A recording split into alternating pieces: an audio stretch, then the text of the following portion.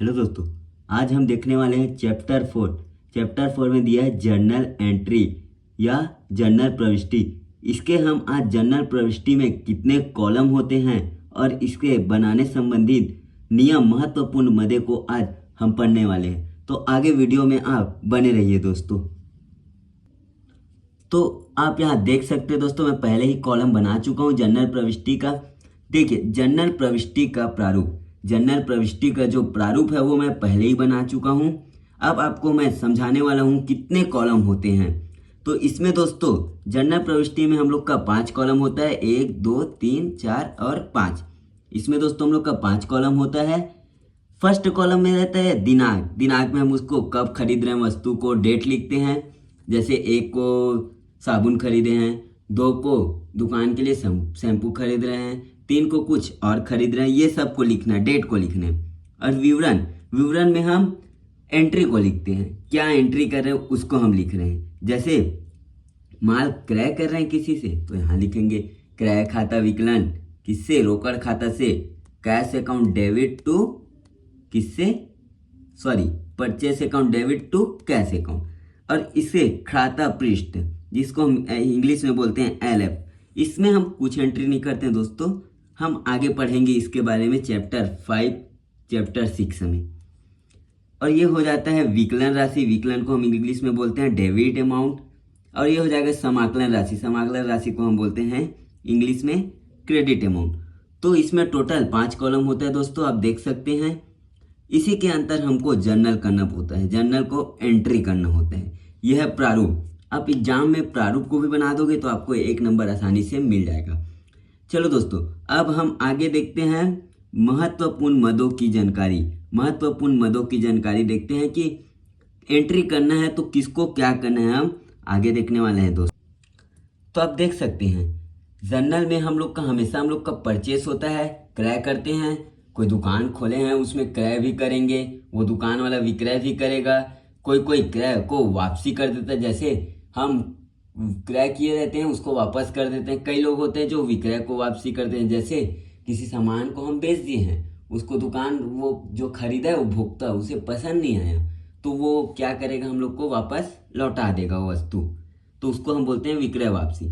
एक एक करके देखते हैं दोस्तों। सबसे पहले पॉइंट में है क्रय। क्रय, क्रय यह खाता हमेशा हम लोग का डेबिट होता है। क्रय जो खाता होता है वो हम लोग का हमेशा क्या होता है, डेबिट पक्ष में आता है, डेबिट पक्ष में ना, याद रखना दोस्तों। इसके आप स्क्रीनशॉट लेकर नोट कर लीजिएगा। फिर आ जाता है सेकंड में विक्रय, इसको हम इंग्लिश में बोलते हैं सेल्स। सेल्स यह खाता हमेशा हम लोग का क्रेडिट होता है। क्या होता है, यह जो खाता है विक्रय खाता वो हम लोग का हमेशा क्या होता है, क्रेडिट होता है। फिर आ जाएगा क्रय वापसी। क्रय वापसी यह खाता हमेशा हम लोग का क्रेडिट होता है। क्रय जो वापसी खाता है वो हम लोग का हमेशा क्रेडिट होता है। उल्टा समझ लो, क्रय हम लोग का डेबिट होता है तब क्रय वापसी क्या होगा, क्रेडिट। वैसी विक्रय वापसी देखते हैं, यह खाता हम लोग का हमेशा डेबिट होता है, विक्रय क्या होता था, क्रेडिट, तो विक्रय वापसी क्या हो जाएगा, डेबिट। यहाँ तक आप लोग को समझ आ गया होगा दोस्तों। इसको आप स्क्रीनशॉट लेकर अपने नोटबुक में नोट जरूर कर लेना। इसी से हम बनाने वाले हैं जर्नल प्रविष्टि। पूरे ऑल क्वेश्चन इससे बनेगा दोस्तों, आप इसको देख लीजिएगा जरूर। फिर अब हम आपको बताने वाले हैं जर्नल प्रविष्टि। जर्नल प्रविष्टियां के बारे में बताने वाले हैं कि कैसे जर्नल प्रविष्टि करते हैं, कैसे जर्नल प्रविष्टि करते हैं हम बताने वाले हैं आपको।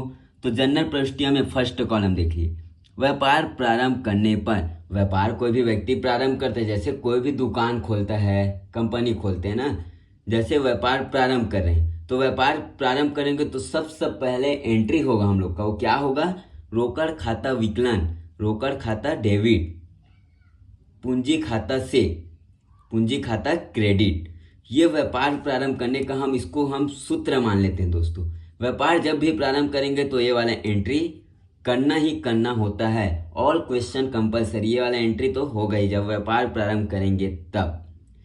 फिर आ जाएगा माल क्रय किया, जैसे हम खाली करते हैं दुकान को, खाली स्टार्ट करते हैं ना, पूजा कराया तो खाली स्टार्ट की, तो उसमें हम लोग को वस्तु खरीद के भरना पड़ेगा, फिर उसको हम अपने उपभोक्ता को बेचेंगे। तो माल क्रय करने पर, क्रय करने पर एंट्री क्या होगा हम लोग का, क्रय खाता डेबिट। मैं आपको बताया था क्रय हमेशा हम लोग का क्या होता है, डेबिट। तो यहाँ क्या हो जाएगा, क्रय खाता डेबिट।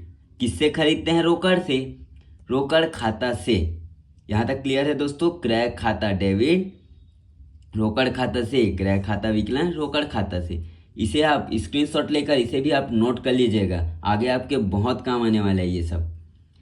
माल विक्रय करने पर, माल का विक्रय करने पर, माल का विक्रय, मैं विक्रय को क्या बताया था, हमेशा क्रेडिट। इधर लिखा हूँ विक्रय को हमेशा क्रेडिट में। रोकड़ खाता विकलन विक्रय खाता से, रोकड़ खाता डेबिट विक्रय खाता क्रेडिट। ये 3 एंट्री आप याद कर लेना कैसे करना है इसको, ये आपके आगे बहुत काम आने वाला है दोस्तों। तो आगे सॉल्यूशन पाने के लिए चैप्टर को सब्सक्राइब जरूर कर लेना और लाइक और शेयर जरूर करना। कमेंट करना दोस्तों अगर कुछ क्वेश्चन आपको समझ नहीं आ रहा है, हम आप उसका कंप्लीट सॉल्यूशन अपने यूट्यूब चैनल कॉमर्स स्टडी में डाल देंगे। अब तक के आप चैनल को सब्सक्राइब जरूर कर लेना। आगे वीडियो पाने के लिए लाइक करना और शेयर करना। धन्यवाद दोस्तों।